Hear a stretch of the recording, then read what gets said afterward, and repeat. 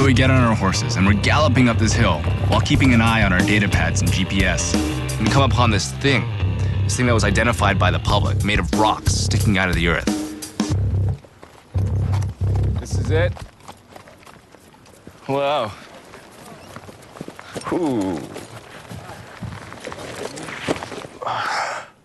It's clearly a tomb, but it's too old to be Genghis Khan's. It's Bronze Age. It's more than 3,000 years old. But what you can see, this is a very well-structured rectangular shape with these rocks set up like a home, you know. And the opening there represents a door, and always the door is facing south. So south is directly that way. So this is exciting because not only does it tell us that human computation works, but it gives us another clue that says that we need to look on the south side of the mountains. I mean, if people hundreds of miles away in the comfort of their own homes can guide us through satellite images to this ancient grave site, then I feel like we've got a chance to find the tomb of Genghis Khan. One legend tells us that Genghis Khan's funeral escort was an armed procession of 10,000 riders. They would have faced a long, hard journey to be carried out in complete secrecy. For the stability of his empire, his death was treated as a state secret. The escort traveled the 1,500 kilometers north under very strict orders. They'd leave no witnesses. All clues were erased.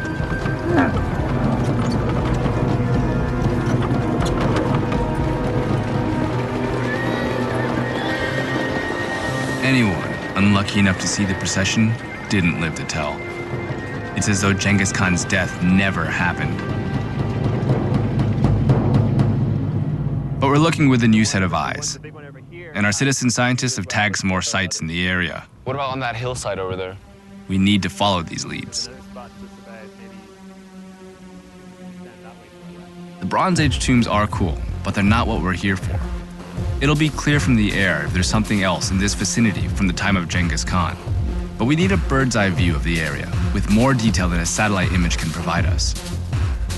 Our answer is the octocopter, a flying robot with a camera for an eye and a programmable GPS. Rotate it. Yeah, now set it up. Okay. Okay, go for it. Go.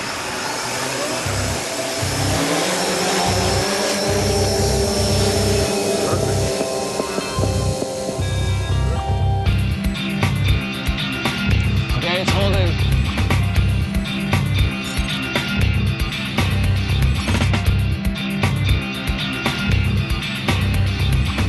There's something unexpected.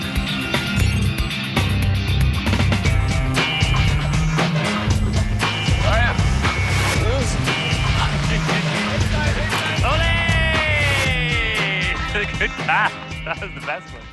So we land the octocopter and review the footage. And there's something here that sends a chill down my spine. A looted Bronze Age tomb. Look at those stones. Oh, wait a minute. The site's been... So it's infuriating that grave robbers, probably looking for arrowheads and artifacts, are going through here and looking for things to sell on the black market. This dig is fresh. We can tell by how moist the earth is. And we're worried about this entire region because they might be digging up there, they might be digging over there, and we're really worried that they're going to go up into the mountains. There's another site that our citizen scientists have tagged. It's a mountain 90 kilometers north that also happens to conform with the local legends of where the Brooklyn Khaldun sits. It's at the source of 2 rivers, and we're headed there. We've got to find the tomb of Genghis Khan before destructive forces beat us to it. Good luck. Okay. On the menu for today, 90 kilometers of rutted dirt road. Our destination, a mountain tagged by our citizen scientists in the Henty mountain range. Could it be the Brooklyn Khaldun? If all goes well, we'll reach the gate of the Forbidden Zone before nightfall.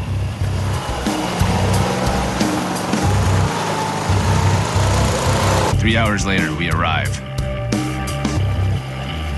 I'd pictured armed guards and barbed wire. But in reality, the gate to the Forbidden Zone is as much a political symbol as a physical barrier.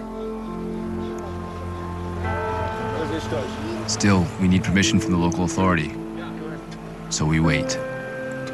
But once through, we'll be on the doorsteps of Genghis Khan's sacred domain, 20,000 square kilometers, encompassing the mountains, the eternal blue sky, and everything in between. Once we cross this region, we are stepping into a land that is so spiritually significant for the Mongolians and for the rest of the world to know about, because it is actually a place where Genghis Khan had said nobody could go outside of the royal family for 800 years. It's speculated that Genghis Khan restricted access to this region because it contained the Burkhan Khaldun, the sacred mountain, his future burial site, so full of power that he feared others might misuse it. For Genghis Khan, it was the key to his rule.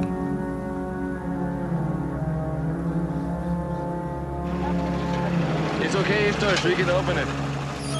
No one kills trespassers anymore, but it's still considered hallowed ground and closely protected.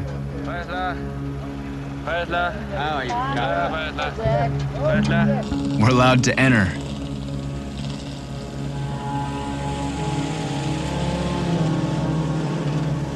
So we pass through this barrier and we take a few steps, and I'm totally speechless.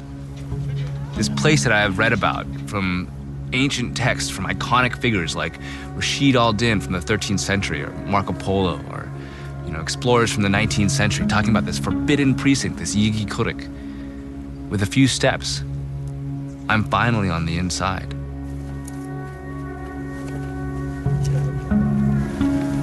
If we do this fast, it should be done in 2 hours. Inside the gate, beneath the endless blue sky, we make camp for the night in a sacred place that few have ever been. I hope we're on the right trail. We know the Burkhan Khaldun was sacred to Genghis Khan, but how do we know that he was buried there? Rashid al-Din, who wrote that one day while out hunting on the sacred mountain, Genghis Khan saw a solitary tree. The sight of the tree pleased him, and he sat for an hour under it, giving his orders. This place is suitable for my burial.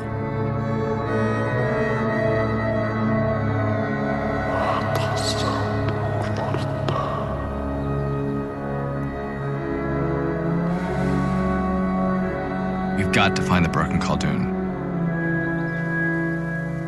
It's morning, time to load up again. Iron stoves, a freezer, goats, rugs, army cots, gears. It takes hours every time we break camp. Cars and horses start the slog, 40 kilometers due east. According to our GPS, this will lead us to the foot of the mountain that might be the Burkhan Khaldun. But trouble awaits us.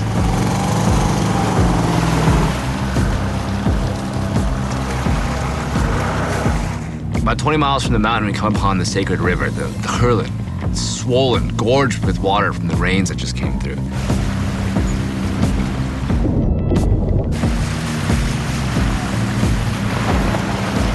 I'm thinking to myself, maybe the larger truck, the 66, can make it, the horses probably, but the smaller trucks that are carrying all of our electronics, our geophysics, there's no way. But we've got to try. We have a cable attached to the Russian minibus, and we're gonna pull it across the water, over. How you feeling over there? You nervous? Man, this is kind of gnarly. It's got whiplash.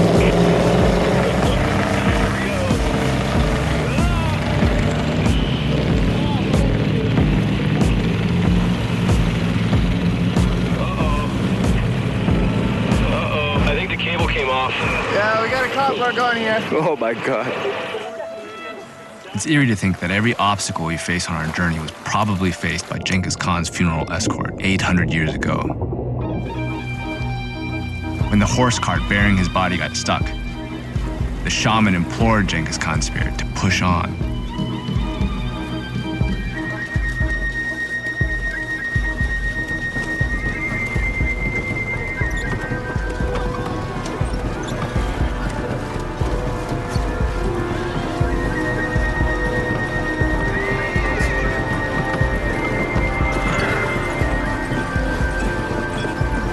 We don't have a shaman, But we do have good old-fashioned Mongolian determination.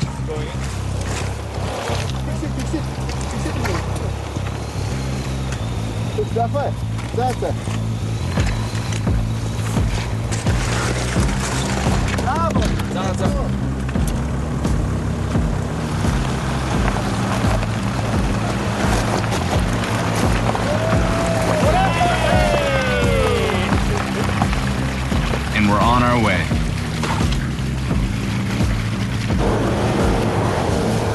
We enter the foothills of the Henty mountain range. Thick grass and shrub brush. If we're on the right path, this is the same ground the funeral escort would have traveled.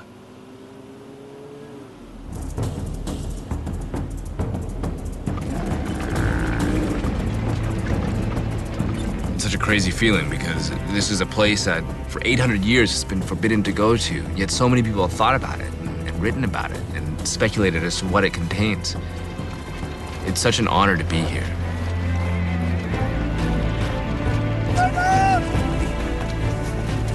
It's getting late. By our GPS, we've got at least 2 hours before we reach the base of the mountain tagged by our citizen scientists. We do not want to be stuck out here for the night. Trucks don't fail us now.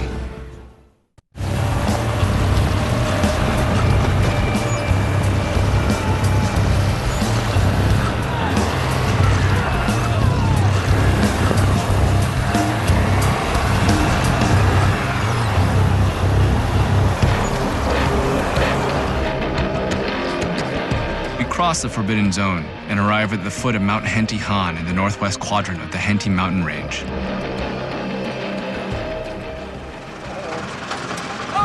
Hey, welcome! Hey, hi. Good job. Bye. We made it. Awesome! We know from the secret history of the Mongols, a chronicle written 2 decades after Genghis Khan's death, that the Burkhan Khaldun sits at the mouth of 2 rivers. There's 2 rivers here. That's a promising sign. Other expeditions have followed the same clue and come up empty-handed. But we've got something they didn't. Geophysics.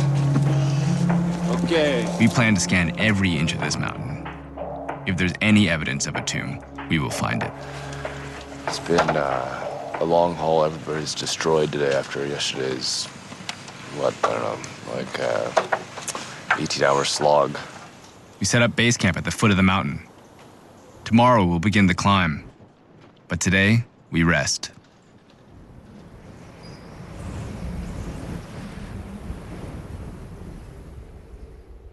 At first light, we begin our trek. We narrow our search to the southern side of the mountain. We know for one thing, in Mongolia, everything respects the sun and therefore faces south. Graves and tombs face south. Even doors of houses face south. On this mountain, there's a significant plateau on the southeastern flank.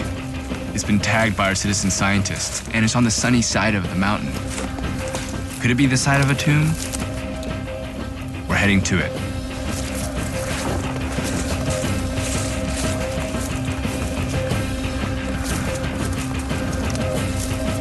We're all going up this side of this mountain. We're scrambling, not stopping. Just climbing up this mountain. And we come up into this dense pine grove and a little flattening out plateau. And at that flattened out plateau stands in front of us this huge shrine of blue prayer flags. It's called an ovu. It's eerie how spiritual you feel in front of this thing. The ovu is a clue. It means that people have come here to this remote location to make offerings. So the idea is that if this is a modern shrine, maybe it's built on a place that's been holy for a long time. This site demands a closer look and a name, Archaeological Site 1, or Arc Site 1 for short. We find charred bits of wood. Are they from a forest fire or burnt timbers from a building? We've got pottery tiles sitting right on the forest floor.